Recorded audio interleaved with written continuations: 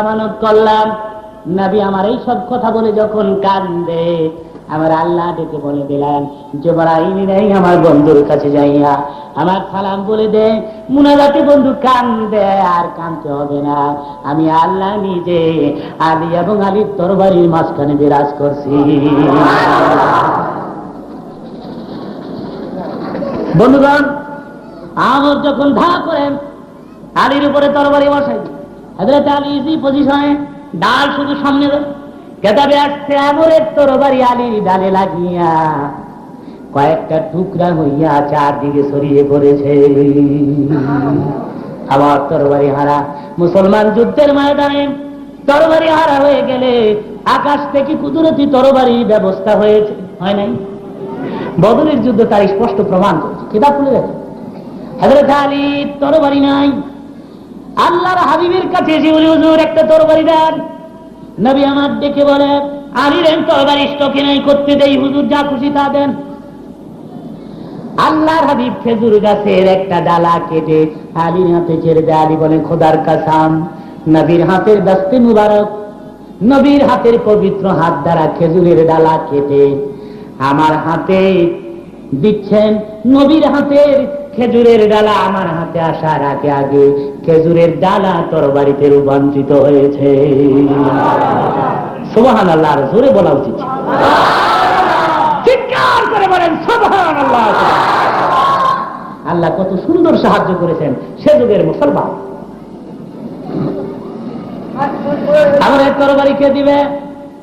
আমার তরবারি হারাম বুবার মতো স্তব্ধ হয়ে গেছে, বাক শক্তি রুদ্ধ হয়ে গেছে, 10,000 কাফির বেঈমানের চেহারা মলিন হয়ে গেছে।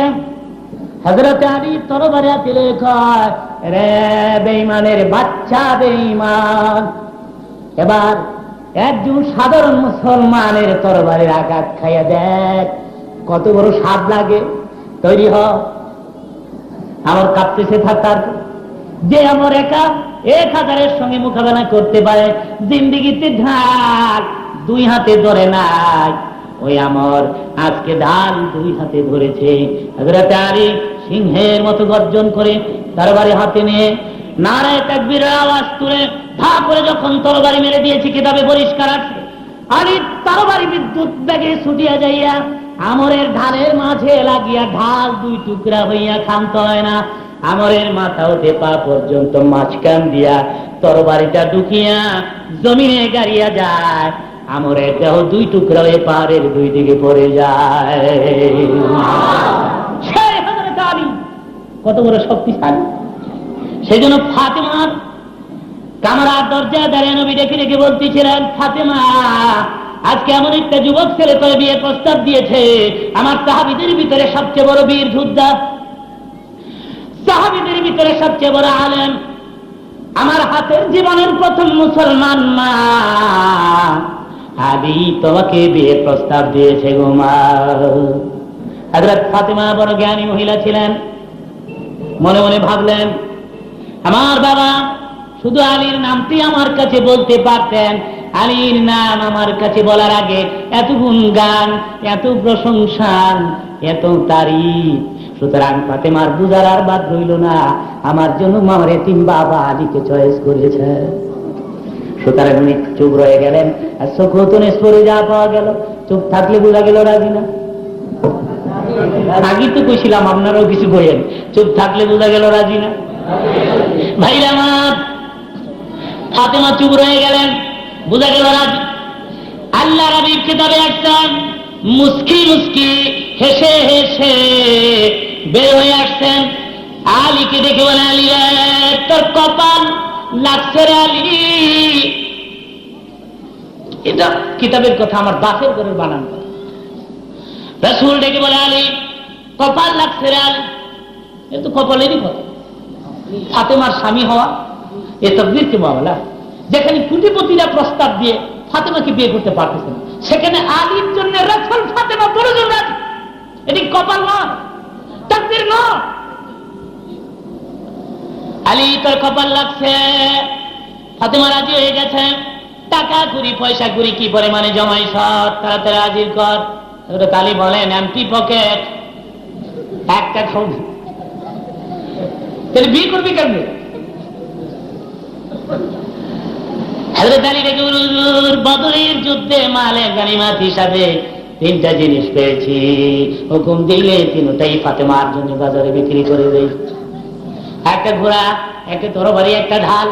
নবী ডেকে বলে, আলী রে, ঘোড়া তরবারি বিক্রি করিস না, যুদ্ধ বন্ধ হয় নাই, অহরহ যুদ্ধ লেগে আছে, যা ঢাল বিক্রি কর। ঢাল হাতে দৌড়াচ্ছে হযরত আলী। কেতাবে আসছে প্রতিমধ্যে উসমান গনির সঙ্গে সাক্ষাৎ। ডেকে বলে, উসমান গনি, আলী রে, ঢাল আমার কাছে বিক্রি করবে না, আপত্তি নাই, কত টাকা দাম দিতে হবে? উসমান গনি ডেকে বলেন, বেশি থাকলে বেশি দিতাম, এই সময় আমার পকেটে 460 মতান্তরে 80 দিরহাম আছে, এই নে টাকাগুলি নে, ঢাল আমাকে দিয়ে দে। টাকা দিয়া ঢাল হাতে নিয়ে হযরত আলী দৌড়াচ্ছেন। ওসমান গনি পেছন দিক থেকে চিৎকার করে ডেকে বলেন, আলী রে, বহু দূর থেকে কষ্ট করে আসলাম, পাগল হয়ে পথের মাঝে তোরে ধরার জন্যে, আর ঢালটা খরিদ করার জন্য পেরেশান হয়ে গেলাম। আলী রে, ঢালের কি প্রয়োজন ছিল আমার? একটু জিজ্ঞাসা করার বাকি হইলাম না, একটু জিজ্ঞাসা করলি না ঢালটা কি দরকার ছিল? ওসমান গনি হযরত আলী ডেকে বলেন, ভুল হয়ে গেছে, তাছাড়া আপনি জানেন না ফাতেমার আর আমার বিয়ার তারিখ হয়ে গেছে? তো শুনেন নাই? আপনি বলুন, ছেলে মেয়ে, যেই ছেলের যে মেয়ের বিয়ের তারিখ হয়, দেখবেন আনন্দের ঠেলায় ঘুম হয় না দোনোরা। তো দাদিয়ে কই, ঘুমাস না কেড়ে গো? কই তার কাম না, ঘুমায় না। তো আমাদের যদি, আমাদের দেশের ছেলে মেয়েদের বিয়ের তারিখ হলে আনন্দের খেলায় যদি ঘুম না হয়, রাসূলের সাহাবীদের বুঝি আনন্দ ছিল না? যেরকম ছিল না, সে বলেছে ছিল না। হযরত আলী আনন্দ রাখবে কোথায়, স্থান পায় না। ডেকে বলে, ওসমান গনি, শোনেন নাই ফাতেমার আমার বিয়ের তারিখ হয়ে গেছে, টাকাগুলো নবীর দরবারে হাজির করে দিলে নবী খুশি হবে, সেজন্য প্রশ্ন করতে ভুলে গিয়েছিলাম, আমারে মাফ করেন, বলেন তো ঢালের কি প্রয়োজন আপনার, কেন কিনলেন? ওসমান গনি ডেকে বলে, আমার আবদার পুরা হবে কিনা আগে বল। আবার কি আবদার করে বসে থাকেন আল্লাহ জানে, বলেন, চেষ্টা করবো। আলী রে, এই ঢাল কার? কেন আপনার? টাকা পেয়েছ? পেয়েছি। আলী, মনে কিছু নিস না, আমি টাকাও দিলাম রে আলী, ঢালটা পুনরায় তোরে ফিরাই দিলাম। জোরে বলেন সুবহানাল্লাহ। হযরত আলী কিন কর্তব্য বিমূঢ় হয়ে দাঁড়িয়ে আছে, আশ্চর্য হয়ে দেখি বলেন, হযরত ওসমান গনি আমার বিপদের দিনে এত বড় উপকারটা আমারে কেন করছেন? এই কারণ আমি জানতে চাই। এমন সময় দেখা যায় কান্দে রে ওসমান গনির চোখ বেয়ে বেয়ে পানির ফোঁটাগুলো ঝরে ঝরে পড়ছে, মাটি স্পর্শ করছে চোখের পানি। দেখে বলে, আলী কেন কান্দেন?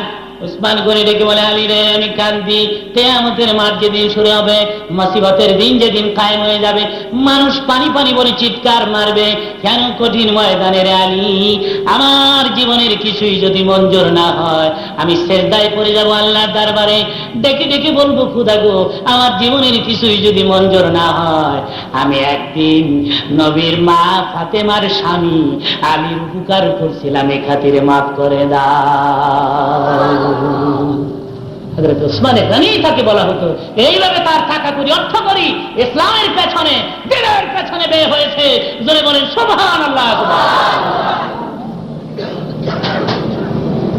হযরত আলী টাকা লইয়া নবীর দরবারে হাজির হয়ে যায়। নবী আমার ডেকে বলেন, বেলাল, আবু বকর সিদ্দিককে লইয়া আমার মায়ের জন্য কিছু যাওয়ার জিনিস নিয়ে আসো। আপনাদের কষ্ট হচ্ছে? 9টার দিকে মুনাজাত করবো ইনশাআল্লাহ, আধা ঘন্টা পরে। আর যদি কষ্ট না হয়, আর যদি আপনারা মাথা না নাড়ান, তাহলে আর একটু বাড়বে। তাহলে একটু সোনার মদিনায় মহব্বতে দুরূদ ও সালাম পাঠাবেন, জোরে সোরে আল্লাহুম্মা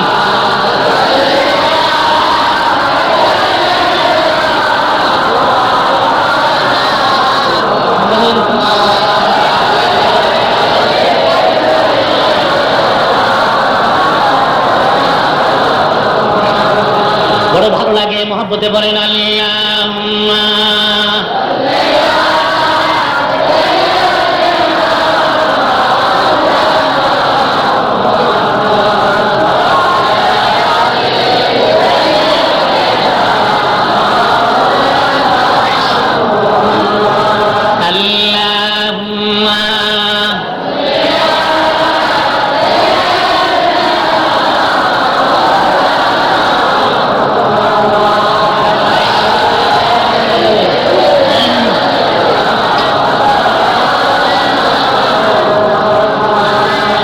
ইল্লাহু লা ইলাহা ইল্লাহু আল্লাহ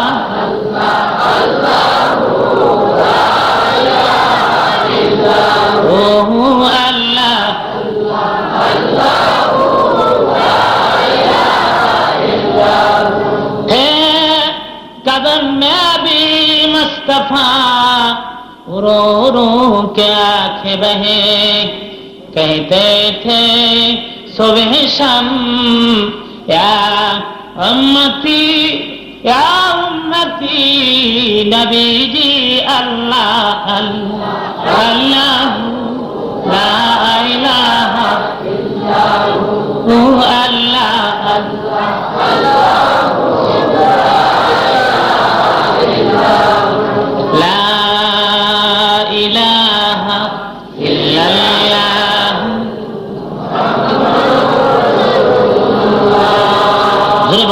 अल्लाह ভাইরা আমার, আবু বকর সিদ্দিক হযরতে বেলালকে লইয়া ফাতেমার জন্য কি কি নিয়ে আসলেন। ফাতেমা জীবনী খুলে দেখেন। আজকে সকালেও ফাতেমা জীবনী আমি আমার বাড়িতে ঘরে বসে পড়তেছিলাম। আমার বাসায় পরিষ্কার কিতাবে আসছে ফাতেমার জন্য দুটো চুড়ি আনা হলো, আর গায়ে দেওয়ার জন্য একখানা চাদর, বিছাইবার জন্য চামড়া একখানা বিছানা, নামাজ পড়ার জন্য একখানা মুসাল্লা, আর আনা হলো পানি রাখার জন্য মাটির তৈরি দুটি মাস্ক, আর দেওয়া হলো ওই আটাম গম পিসার জন্যে, জব পিসার জন্যে পাথরের তৈরি একখানা জাতা দেওয়া হলো। এগুলি ফাতেমার বিয়েতে দেওয়া। আল্লাহর হাবিব নিজে খুতবা দিলেন, ইদাত কবুল হয়ে গেল।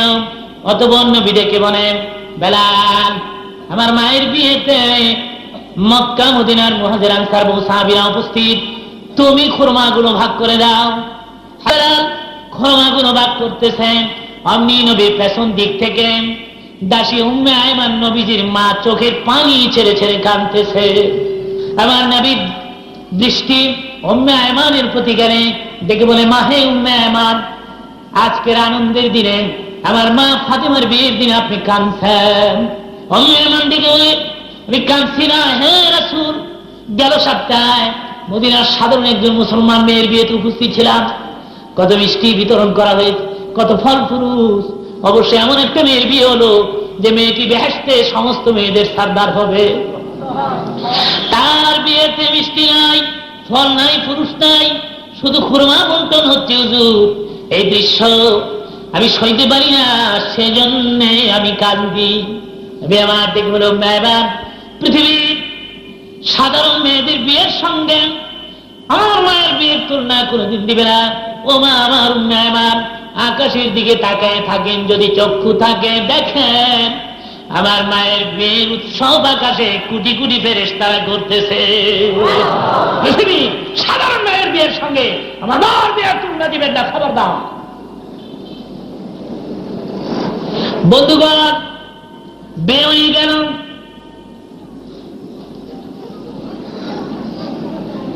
আমার নবী ফাতিমার কামরার ভিতরে ঢুকে দেখে ফাতিমা কান্দে রে বিনাইয়া বিনাইয়া। স্বামীর দেয়া চাদরটা পর্যন্ত গায়ে দেয় নাই, আগের সেই কাপড় ওড়না ছড়ানো অবস্থায় ফাতিমা কান্দে বিনাইয়া। ফাতিমা কান্দে কি নবী সইতে পারে বলুন? কলিজার টুকরা যে ফাতিমাকে দেখে নবী অনেক সময় নিজে দাঁড়ায় যাইতেন। সাহাবীরা বলতেন, হুজুর নিজের মেয়েকে দেখি কেন দাঁড়ান? নবী বলতেন, সাহাবীরা রে, আমি ফাতেমাকে দেখে দাঁড়াই না, তোমরা কি আমাকে নিষেধ করতে চাও? আমার যেই মা বেহেশতে সমস্ত মেয়েদের সরদার হবে, তার আগমনে কি আমি রাসূল দাঁড়াইয়া সম্মান দেখাবো না? সেই ফাতেমা বিয়ের দিন কান্দে বিনিয়ে মায়ের পাশে দাঁড়ায় নবী ডেকে বলে, মা গো, কেমনি কান্দস গো মা? বুঝেছি কান্দস, আমি গরিব আলীর কাছে তোরে বিয়ে দিয়েছি, সেজন্য কান্দস। ফাতেমা উঠে দাঁড়ালেন, কিতাবে আসছে নিজের কপাল বাবার বুকের করে ঠাকাইলেন, গুড় গুড় করে কাঁদতে লাগলেন।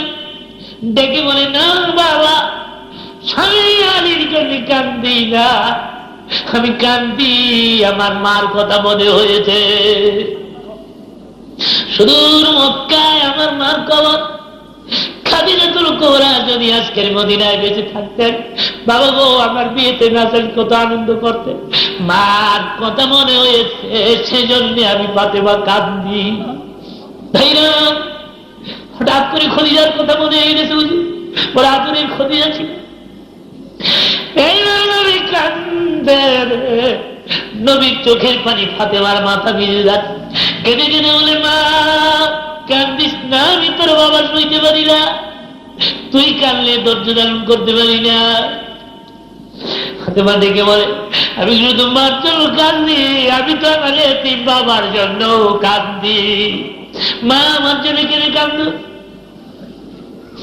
ডেকে বলে, বাবা আমার মায়ের ইন্তেকালের পরে তুমি না আমার বুকে লয়ে ঘুমাইতা, কত খেদমত আমি তোমার করতাম, আজ আমি স্বামীর বাড়িতে যাব, এতিম বাবার খেদমত কে করবে? সেজন্য আমি কাঁদি। নবী বলেন, মা গো, মেয়েরা বাবার বাড়িতে থাকার জন্য জন্ম নেয়নি, কান্দিস না গো মা, ওয়াদা দিলাম সারা দিনে একবার হলেও তোর খবর না লইয়া তোর বাবা বিছানায় ঘুমাতে যাবে না। জোরে বলেন সুবহান।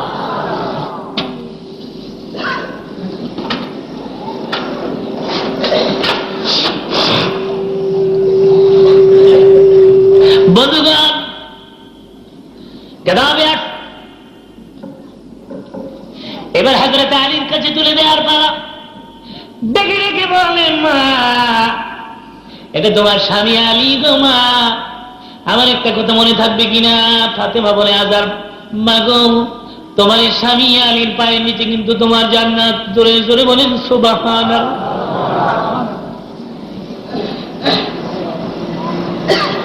যাও মা, তুমি ভেতরে যাও। আলীকে ডেকে বলে, আলী ফাতেমার সামনে বলতে পারতাম, কিন্তু বললাম না।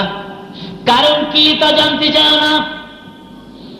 আলী তুই জানোস রে আমি কারে তোর কাছে বিয়ে দিয়েছি? হযরত আলী ডেকে বলেন, ফাতেমাকে, আপনার মেয়েকে।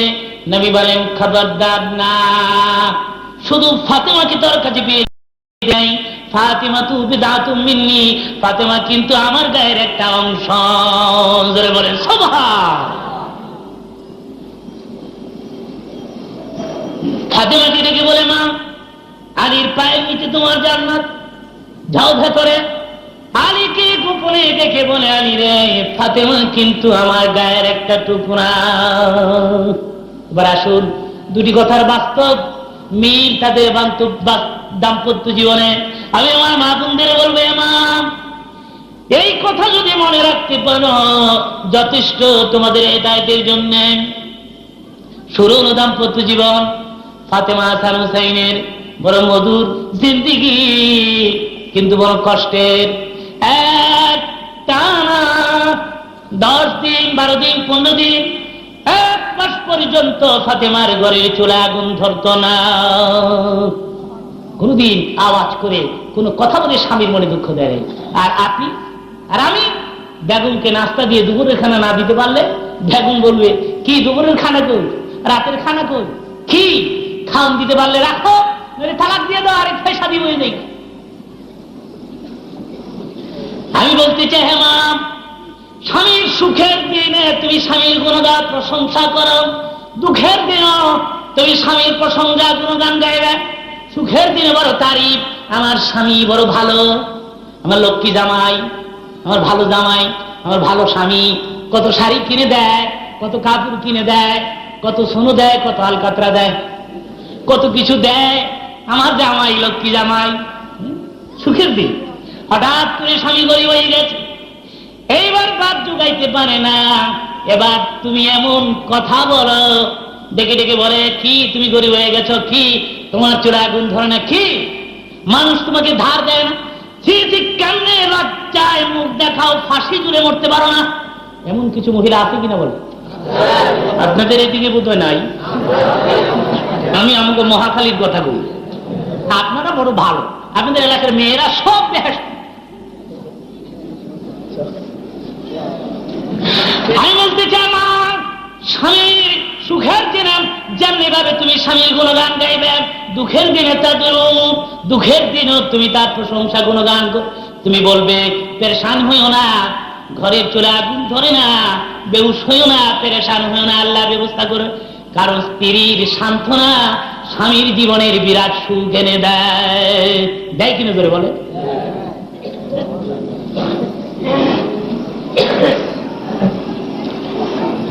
কিন্তু বিজ্ঞান যুগের মেয়েরা, বিজ্ঞান যুগের স্ত্রীরা স্বামীর সামনে ধমক দিয়ে কথা বলে, অনেক সময় স্বামীকে ধরে পিটায়, অনেক সময় স্বামীর কপালের সামনে পা উঠায় দেয়। আমার পায়ে করবে তোমার কাজ। মেয়েদের পাওয়ার তুলনামূলক ভাই আগের চেয়ে বাড়ছে না কমছে? জোরে কোন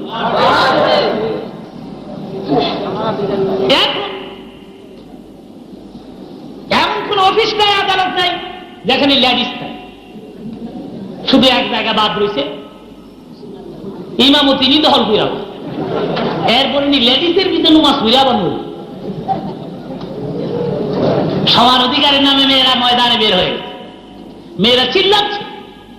মেয়েদের সোর্স অফ ইনকাম আগের চেয়ে এখন কত বেশি। গার্মেন্টসে চাকরি করে একটা মেয়ে 1200, 1300, 1400 টাকা রাখে। গার্মেন্টস থেকে অফিস থেকে চাকরি করে আয় জামাই হইয়া রয়েছে। কিরে তুই দি হইয়া রয়েছ রে, পিটাবে। মেয়েরা যখন ময়দানে বের হয়ে গেল, মেয়েরা যখন সমান অধিকারের নামে অফিস আদালত দখল করলো, মেয়েদের যখন সোর্স অফ ইনকাম বেড়ে গেল, তখন পাওয়ারও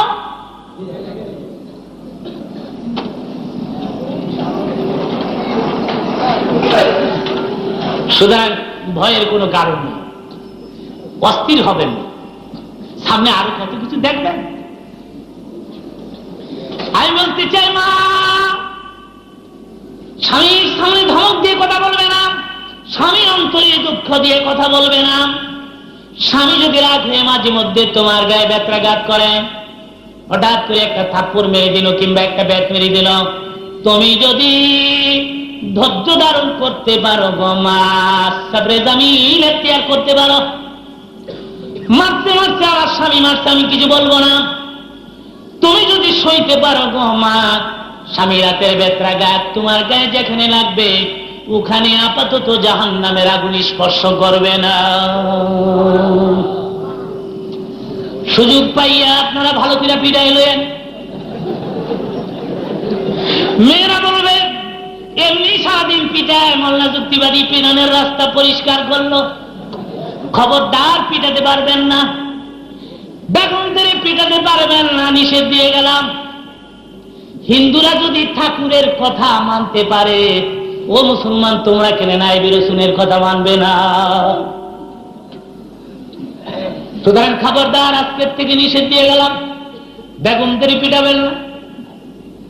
মহিলারা বড় খুশি হয়েছে, আল্লাহ হুজুরে বাঁচায় রাখেন। আর বেগমকে যদি পিটাইতে হয় তাহলে তুলা দিয়ে লাঠি বানাইলাম, স্পঞ্জের লাঠি বানাইলাম। লাঠি আধা হাত লম্বা হতে হবে, বেশি লম্বা হলে চলবে না, আধা হাত লম্বা আবার স্পঞ্জের। এটার গোড়ার দিয়ে আগা দিয়া পিটানো আপত্তি নেই। এটা পিটান হইল না আদর করা হইল? কেন পিটান? স্ত্রী আমার বাড়ির পাহারাদার, আমার চাকরানি, আমার ছেলে মেয়ের বেতন নি, না ভুল কইলাম? আমার স্ত্রী এত কষ্ট করে আর কথায় কথা আমি পিটাই, এটার নাম ইসলাম না। রিক্সা চালা আসতে এসে দেখে ছেলে পায়খানা করে দিছে, মেয়ে পেশাব করে, ভাত হয়ে গেছে ডাল হয় নাই, বেগম কেউ পায় নাই, আজকে খুন করে লাইব, আজরাইল বসে বেচারি ডরে বয়ে কয় দেখুন এই অপেক্ষা করুন, কোনটা করবো, ভাত তো হয়ে গেছে, ডালটা রয়েছে, ছেলে মেয়ে পেশাব পায়খানা করে দিয়েছে, আপনি একটু অপেক্ষা করেন।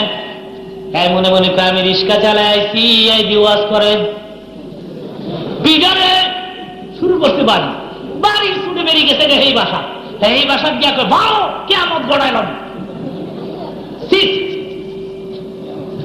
এর চেয়ে লজ্জাস্কর দৃশ্য মুসলমানদের জন্য আর কি? আমি বলবো স্বামী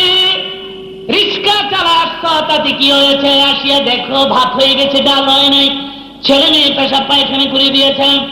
তুমি যদি বলতে পেরেশান হইও না, আমি ডালের পাশে দাঁড়াইলাম, তুমি ছেলে মেয়ের পায়খানা পেশাব সাফ করো, নবীর সুন্নত কায়েম হইতো। আয়েশার পাকগুলির দিকে তাকিয়ে দেখেন হযরত আয়েশা রুটি বাঁচতেছিলেন, নবী পাশে বসা, বর্তন ধরে ধরে এগিয়ে দিলেন। আয়েশা ডেকে বলে, হযরত, হুজুর বেয়াদবি মাফ করবেন, বর্তন তো আমি লইতে পারি, রুটি তো আমি দিতে পারি। আমার নবী ডেকে বলেন, আয়েশা গো, আপনার কাজে সাহায্য করলাম। জোরে কোন সুবহানাল্লাহ। রাসূল যদি পাক করে হযরত আয়েশা বর্তন এগিয়ে দিতে পারে, ওই সময় তুমি যদি বলতা ডালের পাশে তুমি দাঁড়াও, আমি দাঁড়াইলাম, তুমি ছেলে মেয়েদের পায়খানা পেশাব সাফ করো, নবীর সুন্নাত কায়েম হতো। জোরে বলেন সুবহানাল্লাহ। মানবতা তো আমাদেরও থাকা উচিত। বক্তৃতা করে কোথাও থাকি না আমি, অনেক সময় কুমিল্লার থেকেও চলে আসি, রাত 12টা 1টা, বাসায় গিয়ে দেখি টেবিলের পরে আমার ভাত তরকারি, বেগম ঘুমাই রয়েছে। আমি যদি মনে মনে কি আমি ওয়াজ ফিরে উল্টে আইছি, তাই ঘুমাই রয়েছে রে, ফিডার রে, এটার নাম ইসলাম না। আমার জন্য বেগম হয়তো রাত 10টা 11টা পর্যন্ত অপেক্ষা করেছে, আসবে আসবে ভাবিয়া ভাবিয়া ঘুমাই গেছে। আর আমি এসে দেখি ঘুমাই গেছে, টেবিলে ভাত তরকারি আছে, লইয়া খাইয়া ঘুমায় থাকলে গুনাহ হবে? কি বলেন? হবে। মানবতা তো তোমারও থাকতে হবে, আমারও কিছুটা থাকতে হবে। আর মা বোনদের বলবো, মা আপনারা স্বামীর সামনে ধমক দিয়ে কথা বলবেন না, স্বামীর অন্তরে দুঃখ দিয়ে কথা বলবেন না। স্বামীর মনে যদি দুঃখ দেন আর যদি মাপ না লইতে পারেন, স্বামী যদি মৃত্যুবরণ করে, মা গো তুমি কপালে লিখে নাও তুমি জাহান্নামী। নবীর যুগে ঘটনা ঘটে গেছে একটা, মা বোনের ঘরে স্বপ্নে দেখে নিজের মেয়ে কবরের চারদিক দিয়ে আগুন আর আগুন, দেখে বলে, মেয়েটি মা আমার স্বামীরে পাইনি, আমার সালাম বলবে আর বলে দিবেন স্বামী যেন আমারে মাফ করে দেয়। ঘুম ভেঙে গেলেন, দৌড়াইয়া বেচারি মুকাদ্দমা নবীজির দরবারে পেশ করে দিলেন। নবী আমার ডেকে বলেন, কোথায় তোমার মেয়ের জামাই? ডাকো। মেয়ের জামাই উপস্থিত হলে নবী বলেন, তুমি কি তোমার বিবির প্রতি অসন্তুষ্ট ছিলে? হ্যাঁ হুজুর। তুমি কি মাফ করে দাও নাই? মাফ চাই নাই, আমিও মাফ দেই নাই। সময় রাসূল তোমাকে বলছি, হতভাগিনী স্ত্রীকে মাফ করে দাও, তার কবরে আগুন জ্বলছে। ছেলে বড় চালাক চতুর, ডেকে বলে, একটা শর্তের বিনিময়ে আমি মাফ করে দিতে পারি, আমার শর্ত পুরা হবে কিনা?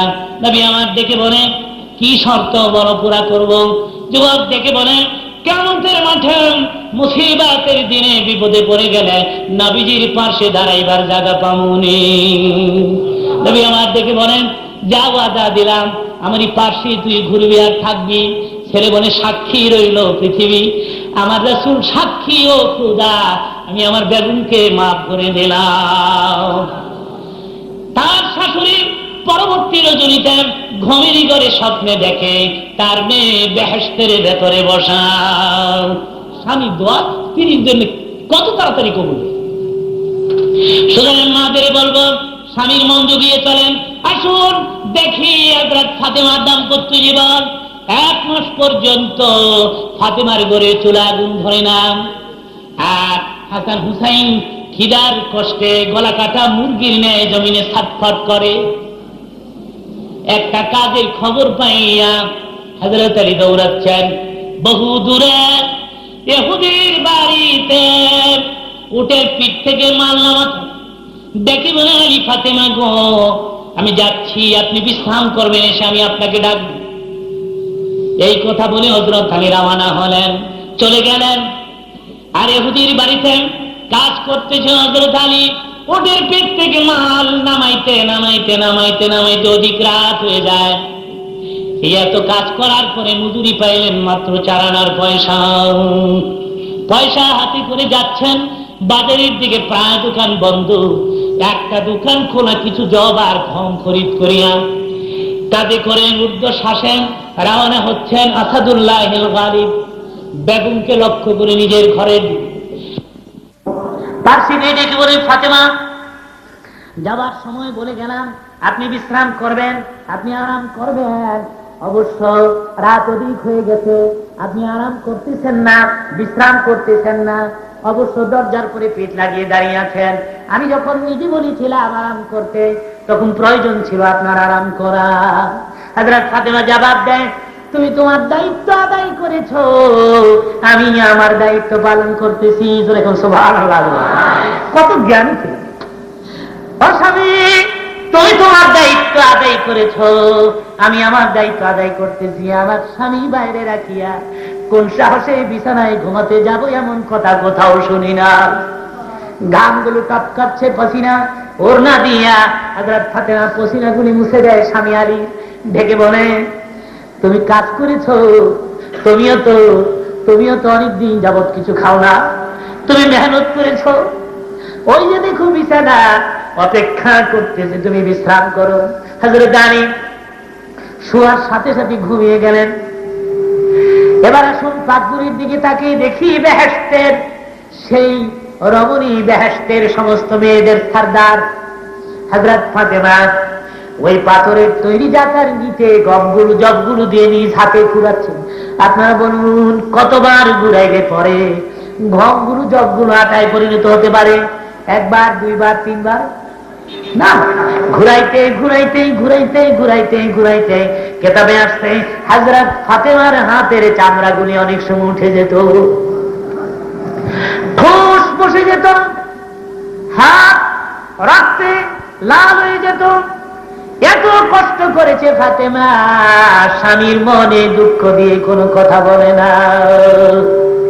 আটা বানালেন, রুটি তৈরি হলো, এবার প্লেটে রুটি লইয়া রাতের প্রায় শেষ ভাগে হযরত আলীর পায়ের পাশে গিয়ে দাঁড়াইয়া পায়ে স্পর্শ করতে লাগলেন। আস্তে আস্তে হাতে দিয়ে পায়ের পরে মন্থন চালালেন। হযরত আলীর ঘুম ভেঙে যায়। এবার ঘুম থেকে উঠে বসে গেলেন উনি, ডেকে বলে, ফাতেমা, এর আগেও আমি একদিন নিষেধ করেছিলাম আপনাকে আমার পা কোনদিন আপনি স্পর্শ করবেন না, আপনি দ্বিতীয়বার আমার পা আবার স্পর্শ করলেন।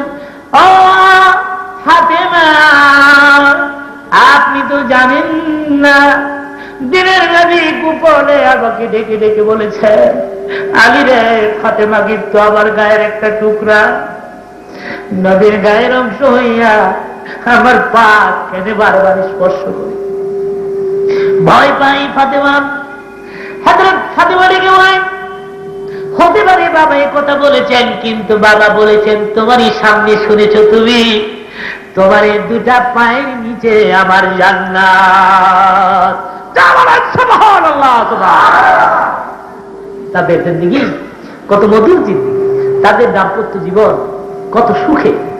সেজন্য আমি বলবো, ফাতেমা জীবনী কিনে দেন স্ত্রীর সামনে, খদিজা জীবনী কিনে দেন, আয়েশা জীবনী কিনে দেন, সেই মহিলাগণের জীবনী বাংলায় বের হয়েছে, কিনে কিনে বেগমকে দেন। আর কত চিত্রালী বিচিত্রা বেগমকে দিবেন। উপন্যাস, অবাস্তব গল্প কাহিনী আপনার বেগম পরে পড়িতে পড়িতে আপনারে থুইয়া আরেকজনের সাথে প্রেম করে। জোরে কন্যা ইব্রাহিমপুরের এক ভদ্রলোক, আমি নাম বলবো না, আমার কাছে গিয়ে আপনার হুজুর আমার বউ গেছে। আমি তো বউ গেলে আমি করতাম, তাবিজ করে আইন না দেন। আমি কি তাবিজ লেখা তো স্টার্ট দিই নেই, অন্য দোয়া করেন 2-3 বছর পরে স্টার্ট দিই। আমি বললাম আপনার স্বাস্থ্য তো খারাপ না, বউ কেন কিনলে? আমি কন্ট্রাক্টর মানুষ, খালি বাইরে বাইরে চক্কর খাই, আইয়া দিই বউ নাই। আমি কি ব্যাগগুলি বুঝি খুব চিত্রাইল আর বিচিত্রা দিতেন, কম কি চিত্রাইল না পড়লে ঘুমই হয় না, গল্প কাহিনী। ফ্যানের নিচে দেয়, ফ্যানের নিচে এখানে পাশে বিচিত্রা, চিত্রালী, এগুলি না দিলে ঘর সেনাবাবুজি খুব দেখাইতে। হুজুর বই আইলে প্রথম টিকেট পাও, খুব ভালো কাজ করছেন। আপনি বাইরে থাকেন, প্রেমের গল্প কাহিনী পড়তে পড়তে পড়তে পড়তে সময় মতো আপনারা পায় না। চোখের সামনে যাকে পেয়েছে প্রেম করে লক্ষানিধি বাড়ি দিছে, তাবিজ করলে কি হইব? কিয়ামতের আগে আর হয়তো নেই। নিজের হাতে নিজের পায়ে কুড়ালের আঘাত আনবেন না। আপনি স্ত্রীকে ফাতেমা জীবনে দেন। বাংলায় কোরআন শরীফের তাফসীর বের হয়ে গেছে, বুখারীর বাংলা হয়ে গেছে, এগুলি কিনে দেন, পুরা ভলিউম বুখারীর কিনেন। এর ভিতরে দেখেন হযরত ফাতেমার কথা আছে, এর ভিতরে দেখেন মহিষী মহিলাগণের জীবনীর উপরে বহু ভলিউম বের হয়ে গেছে। ওগুলি কিনে কিনে বেগুন হযরত ফাতেমার জীবনী কিনে দেন। ভালো হবে না খারাপ হবে? জোরে কর, আরো জোরে কর। বন্ধুরা আমার, সেই ফাতেমা হযরত আলী দাম্পত্য জীবন গালিবান হিজরি 3য় সনে ফাতেমার প্রথম সন্তান। হযরত আলী সন্তান কোলে লইয়া যাচ্ছেন নবীজির দরবারে, গিয়ে বলে হুজুর ফাতেমার প্রথম সন্তান, একটু দোয়া করে দেন। আমার নবী হযরত আলী প্রথম সন্তানকে কোলে লইয়া বুকে লাগালেন, চুমা খাইলেন, দেখে বলে আলী রে, তুমি কি আমার মায়ের সন্তানের কোন নাম রেখেছ? হযরত আলী বলেন আমার নাম আমি ক্যান্সেল করে দিলাম, রাহমাতুল লিল আলামিন একটা নাম রেখে দেন। নবী বলেন তাহলে আমি আমার মায়ের প্রথম সন্তানের নাম রেখে দিলাম হাসান। কেমন লাগে নামটা?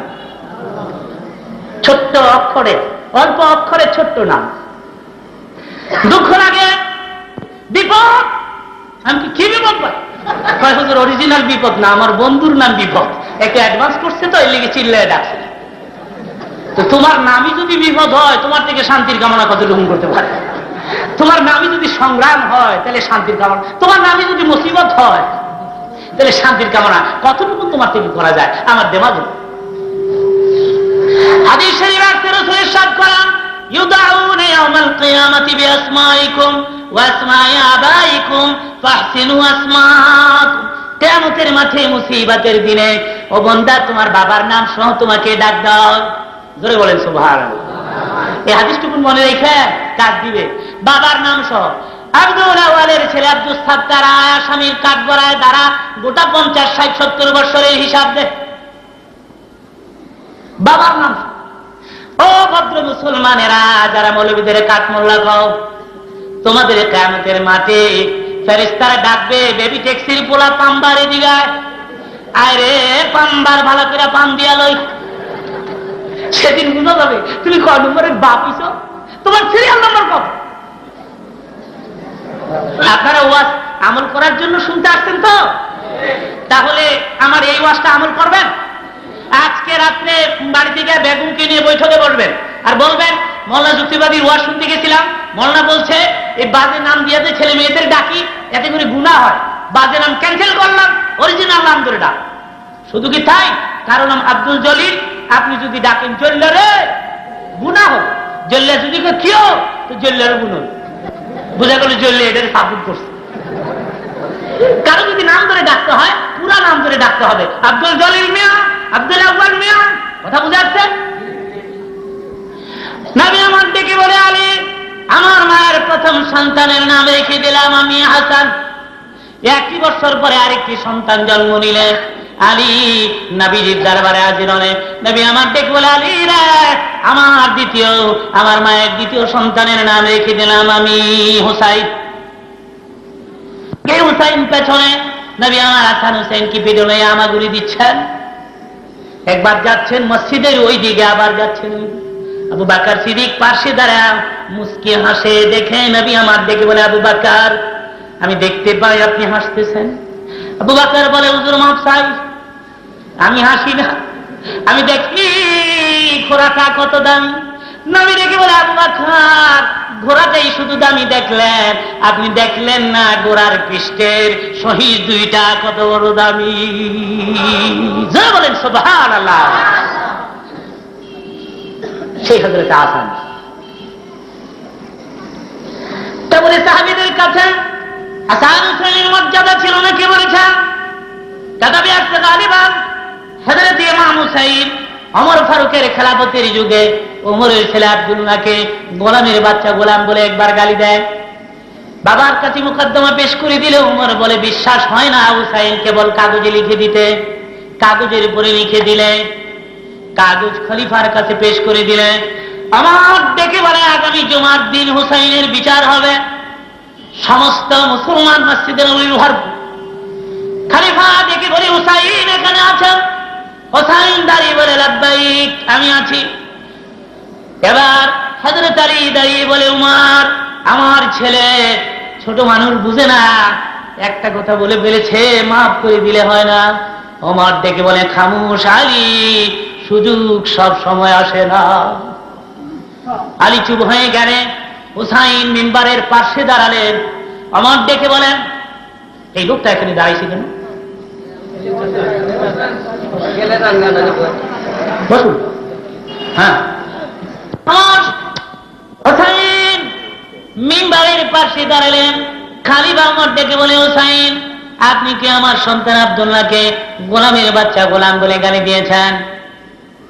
হুসাইন, এই লেখা কি আপনার হাতে? হুসাইন ডেকে বলে, নবী বংশের পুরুষেরা কাউকে ভয় করে কথা বলে না। আমি লিখেছি এই কথা, বলেছি আপনার ছেলেকে গোলামের বাচ্চা গোলাম বলছি। আমার ডেকে বলেন, কেমনি আমার পোলা গোলামের বাচ্চা গোলাম হই? হুসাইন ডেকে বলেন, ও উমর, মসজিদে নববীর মিম্বরে দাঁড়াচ্ছ, ওই যে দেখো পার্শ্বে আমার নানা আয়াতুন নবী ঘুমিয়ে আছে, ওই যে দেখো আমার নানাজির কবর, ওই যে দেখো আমার নানাজির পবিত্র রওজা, আমার নবী আমার নানাজি রওজার ভিতরে জিন্দা বসা। আমার বলো, তুমি কি আমার নানার গোলাম নাও?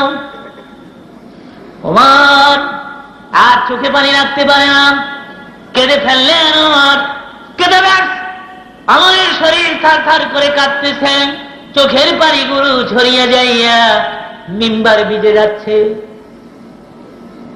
হুসাইন ডেকে বলে, উমর, হে, তুমি যদি আমার নানার গোলাম হয়ে থাকো, গোলামের ঘর থেকে তো গোলামি হয়, সেজন্য তোমার ছেলেকে গোলামের বাচ্চা গোলাম বলে আমি গালি দিচ্ছি। আমার দিকে বলে, মসজিদে নববীর মুসলমানেরা, আপনারা সাক্ষী, হুসাইন আমার তার নানার গোলাম বলে আটকাই দেব। আমি আপনাদের কাছে কিছু চাই না। আমি ওমান যেদিন মৃত্যুবরণ করব, কবরে যেদিন তোমরা আমাকে নামাবে, হুসাইনের হাতের লিখিত কাগজের টুকরা আমার কাপড়ের ভেতরে ভরে দিবে। তারপর যেদিন কায়েম হয়ে যাবে, আমি ওমর সেজদায় পড়ে না, বহুত আমার জীবনের কিছুই যদি মঞ্জুর না হয়, হুসাইন লিখেছে আমি নবীর গোলাম, আমি তোমার বন্ধুর গোলাম। খোদা গো, তোমার হাবিবের গোলাম কোনদিন জাহান্নামে জ্বলতে পারে না। কত মর্যাদা সাহাবীদের কাছে হযরত হাসান হুসাইন। কারবালার ময়দানের এই মাটির টুকরা, পাথরের কণা যেই দিন বোতলের ভিতরে গলিয়া রক্তে পরিণত হতে যাবে, সেদিনই রে সাহাবীরা আমার কলিজার টুকরা হুসাইন কারবালায় শহীদ হয়ে যাবে। বন্ধুগণ, শুধু কি তাই? কেতাবে আসছেন, ঈদের দিন খুব সকালে ঘুম থেকে উঠেছে হাসান হুসাইন, ডেকে বলে, মা, বন্ধু বান্ধব সবাই যাচ্ছে মসজিদে নববীতে আমার নানার পেছনে ঈদের নামাজ পড়তে, আমরা পুরান জামা গায়ে লাগায় যাবো গো মা, বানাই দেও নাই গো মা, আমাদের নতুন জামা কোথায়? ফাতেমা দেখে মনে, তোদের জামা দর্জির ঘরে আছে, দর্জি নিয়ে আসবে, তোরা গোসল করতে যা। আনন্দে আত্মহারা দৌড়াচ্ছেন হাসান হুসাইন গোসল কর।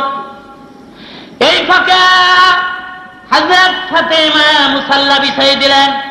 নবী বলে দিয়েছেন, মা গো, মুসিবতে পড়ে গেলে দুটা কাজ করবেন। প্রথম কাজ প্রভুর দরবারে মুনাজাত করবেন, দ্বিতীয় কাজ কুমান খুব বেশি বিপদে যদি পড়ে যায়, মুসাল্লা বিছায়া প্রভুর দরবারে সেজদায় পড়ে যায়।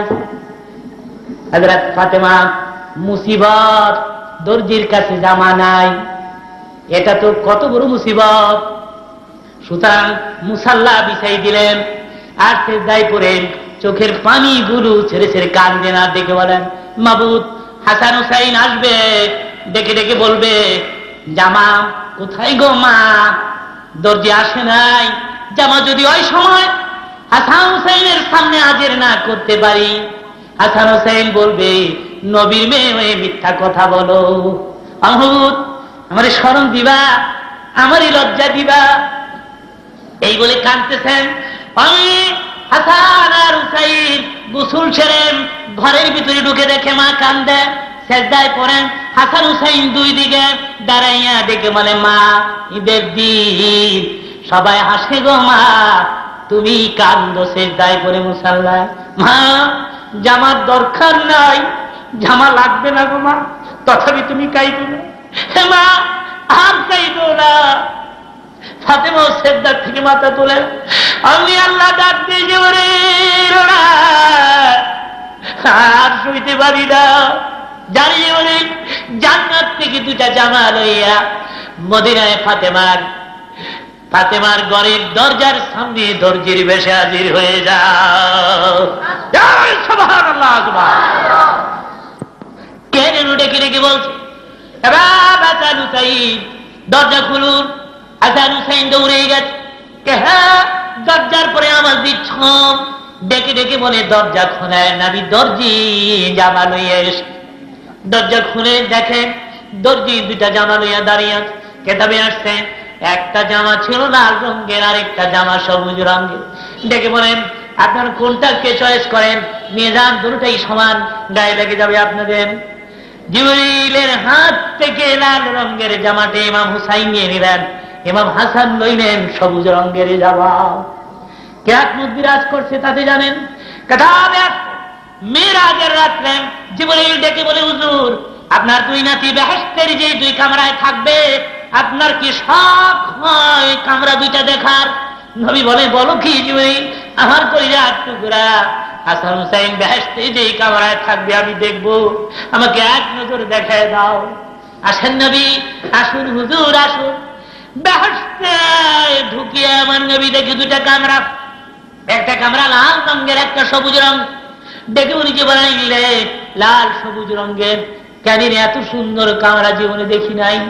ডেকে বলে, হুজুর আপনার নাতি ইমাম হাসান বিষ পান করে শহীদ হবে, শরীরটা সবুজ রঙের হয়ে যাবে, সেজন্যই কামরা সবুজ রঙের। হুসাইন কারবালায় শহীদ হয়ে যাবে, রক্তে দেহ লাল হয়ে যাবে, সেই জন্য এই কামরা জান্নাতে লাল রঙের বানানো হয়েছে। জোরে জোরে বলেন সুবহানাল্লাহ।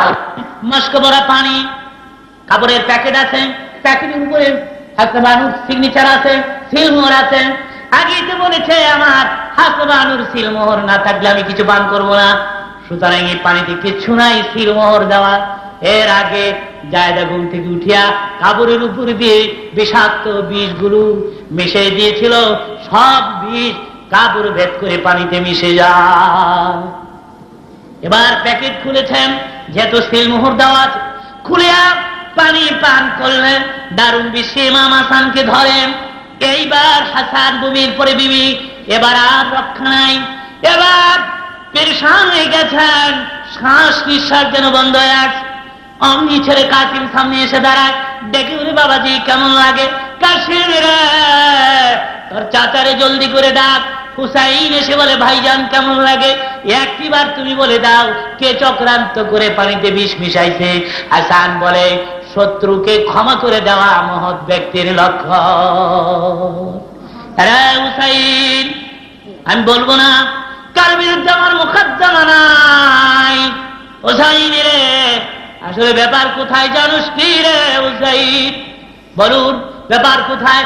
হুসাইন রে, ঘুমিয়েছিলাম, ঘুমের ঘরে স্বপ্নে দেখি রে মাঝখানে নানা দাঁড়াই, দুই দিকে আমার মা আর বাবা। আমি যাচ্ছি পথ দিয়ে, আমার নানা চিৎকার করে ডাকছে, হাসান তোর মা তোর বাপ করে ডাকে। ভাই নানা ডাকতেছে, স্বপ্নে দেখেন পেরেশান হয়ে যায়, ঘুম ভাঙিয়ে যায়। ঘুম থেকে উঠে দেখি রে ভাই মাস্কে ভরা পানি, পানিতে বিষ ছিল, আমি জানতাম না। আমি পানি পান করেছি, তার বিরুদ্ধে মোকদ্দমা রইল না বাকি, তবে একটা ওসিয়ত পুরো করবি বল। হুসাইন ডেকে বলে, কি ওসিয়ত? বলেন, জীবনের বিনিময় হলে পুরা। হুসাইন কোন ওসিয়ত না, আমার ছেলে কাসিমের কাছে তোর মেয়ে সকিনার বিয়ে দিয়ে দিস। এই কথা বলে ইমাম হাসান শহীদ হয়ে যায়। বন্ধুগণ, 2 ঘন্টার উপরে 7টায় শুরু করেছি, 9:20 মতো হয়ে গেছে, সেজন্য সংক্ষেপে আমি পাড়ি দিচ্ছি। আল্লাহ যদি সুযোগ করে দেয় আগে পরে আমি বক্তৃতা করে আবার শোনাবো। আজকে আমি কিছুক্ষণ পরে শেষ করে দিয়ে মুনাজাত করব। একটা লোক মাথা লড়াবেন না। আমার মন বলতেছে আজকের এই দরবারে দোয়া আল্লাহ কোনোদিন ফিরাবে না।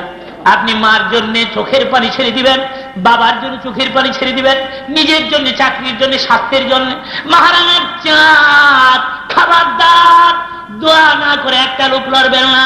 এবার আসুন, আমি হুসাইনকে কারবালার মাঠে নিয়ে যাচ্ছি। মদিনার 10টা বাজে। আজকের এই দীর্ঘ বক্তৃতা আল্লাহ আমাদের সবাইকে আমল করার তৌফিক দেয়। আসুন আমরা নবীর শানে একটু দুরূদ ও সালাম সোনার মদিনায় পাঠিয়ে দেই।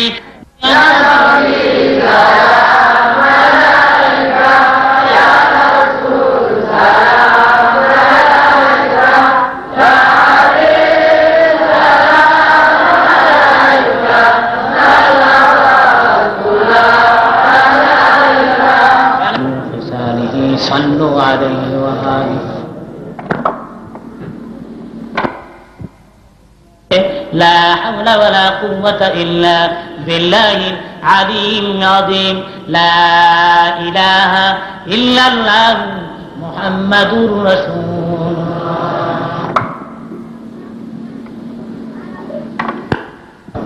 আয় আল্লাহ মাবুদ, ও মাবুদ, জানি না, না জানি জীবনের শেষ মুনাজাত, না জানি কালকে সময় কবরের বাসিন্দা হয়ে যায়। কেমনে থাকবো এই কবরে, যেখানে মা নাই, বাপ নাই, বন্ধু নাই, বান্ধব নাই। এই মুনাজাতের খাতিরে তুমি নিজ হাতে আমাদের কবরে বাতি জ্বালাই দিবা, তোমার বন্ধুরাও যার থেকে পরিষ্কার একখানা পথ করিয়া দিবা। মাবুদ গো, ও খুদা, তুমি আমাদের সুন্দর হায়াত লম্বা করে দিবা, যাতে করে বেশি বেশি তোমার গোলামি করতে পারি। জবানটা আরো মিষ্টি করে দিবা, বেশি বেশি দিনের দাওয়ার জন্য তার সামনে দিতে পারি। জবানটা আরো মিষ্টি করে দিবা, বেশি বেশি দিনের দাওয়ার জন্য তার সামনে দিতে পারি। আয় আল্লাহ, মেহেরবানি করে আমাদের মনের পেরেশানি গুলি তুমি দূর করে দিবা। আয় আল্লাহ, মেহেরবানি করে তুমি আমাদের স্বাস্থ্য ভালো করে দিবা। মাবুদ, ও মাবুদ, এখানে যারা হাত তুলেছেন, আমি জানি না কার মা আছে কার মা নাই, কার বাপ আছে কার বাপ নেই, আমি জানি না। মাবুদ গো, ও আল্লাহ, যাদের পিতা নাই মাতা নাই, আমি পাপী, তোমার কাছে মাহরমের চাঁদে দরখাস্ত পেশ করলাম, এই মুহূর্তে মা বাবার জিন্দেগির কবর আযাব মাফ দিয়ে দাও। মাবুদ, আমার বাবা কত আদর করতেন আমাকে, সারাদিন রোজা রাখা দেওয়ার বিস্কুট কিনছে ইফতার করবেন, একটা বিস্কুট মুখে দিলে আমার কথা মনে হয়ে যায়, আর বিস্কুট গুলো খায় না। সমস্ত বিস্কুট গুলো পকেটে লইয়া রাত 10টা-11টায় বাড়িতে এসে দেখছে আমি ঘুমাই রয়েছি। আব্বু আব্বু কইয়া ঘুম ভাঙ্গিয়া আমার কোলে লইয়া বুকে লইয়া গো চুমা খাইয়া আমার ঘুম ভাঙ্গিয়া পকেটের বিস্কুট আমার মুখের পরে ভরে দিয়েছে। এরপরে বাবার মনে শান্তি ছিল, এর আগে বাবার মনে শান্তি ছিল না। মাহমুদ, ওই বাপ আজ পৃথিবীতে নাই, বাপ বলে ডাকবার মতো কেউ নাই। খোদা গো, মেহেরবানি করিয়া এই মুহূর্তে বাবার জীবনের কবর আযাব মাফ দিয়ে দাও। মা দুঃখিনী, কত কষ্ট করেছে, 10 মাস পেটে বোঝা বইছে। তাফসীরের কিতাবে আসছে মায়ের পেটে 3 অবস্থায় জীবন কাটাতে বাদ করেছিলাম। প্রথম 3 মাস দাঁড়ানো অবস্থায়, মাঝের 3 মাস রুকুর অবস্থায়, শেষ 3 মাস সেজদার অবস্থায় ছিলাম। আয় আল্লাহ, শেষের 3 মাস মায়ের যেই জায়গা দিয়ে পৃথিবীতে বের হয়ে আসবো, ওখানে সেজদায় ছিলাম। আমার মাথা, 2টা হাত দীর্ঘ 3 মাস সেজদায় ছিলাম। ফেরেশতার রহমতের আমার ঘাড়ে ধরে ধাক্কা মেরেছে, পা 2খানা ধরিয়া পেছনের দিকে লম্বা করে দিয়েছে। তাফসীরের কিতাবে আছে ওই সময় আমার পা ছুটিয়া গিয়া আমার মা দুঃখিনীর কলিজায় লেগে যায়। শুরু হয়ে যায় মায়ের পেটে ব্যথা, দারুণ ব্যথা। মা জমিনের পরে গড়ি খায়, আর ডেকে ডেকে চিৎকার করে বলতে থাকে, আপনারা কারা গো, আমারে মাফ করে দেন, আমারে ক্ষমা করে দেন, আমি মনে হয় আর বাঁচবো না, মনে হয় আমি আর টিকবো না, একটু পানি দেন আমার মুখে, জিহ্বা শুকিয়ে গেছে, গলা শুকিয়ে গেছে। এইভাবে আমার মা জমিনের পরে গইন খায় আর কাঁদে। আমি মার কলিজায় লাথি মেরে পৃথিবীতে আসলাম। মা মা বলে চিৎকার করে ডাকতে লাগলাম। আমার মায়ের জ্ঞান ফিরে আসছে, আমি কান্দি সেজন্য। আল্লাহ বলেছেন, বান্দারে তোর জন্মের পরে আমি ইচ্ছা করে তোরে জোরে জোরে কান্দাইছিলাম। কারণ কি জানোস? তুই যত জোরে কানবি রে, তোর মার জ্ঞান তত তাড়াতাড়ি ফিরবে। মাবুদ, মা দুঃখিনীর জ্ঞান ফিরে আসলে মা মা করে আমি কান্দি। আমার মা রক্তমুখে দুইটা হাত বিছাই দিয়েছে আর ডেকে ডেকে বলেছেন, আপনারা কারা গো?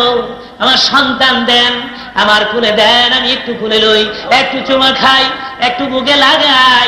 অন্যান্য মেয়েরা বলতো যে এই সন্তান জন্ম দিতে যাইয়া এত কষ্ট করেছ, ওই সন্তান আবার কুলে নেওয়ার জন্য কেন পাগল হইছ?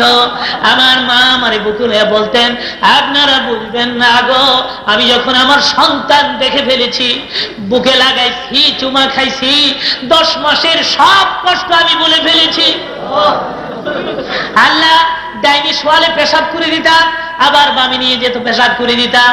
বুকে লইয়া মা দুঃখিনী ঘুমাইলে আমি আবার পেশাব করে মার বুকটা ভিজাই দিতাম। আমার মা ঘুম থেকে উঠা দেখছে বুকটা ভিজা, কাপড়টা ভিজা, সারা দেহ ভিজে গেছে। মা রাগ হইয়া বুক থেকে জুদা করে চকির নিচে, খাদির নিচে আমাকে ফেলে দেয় নাই।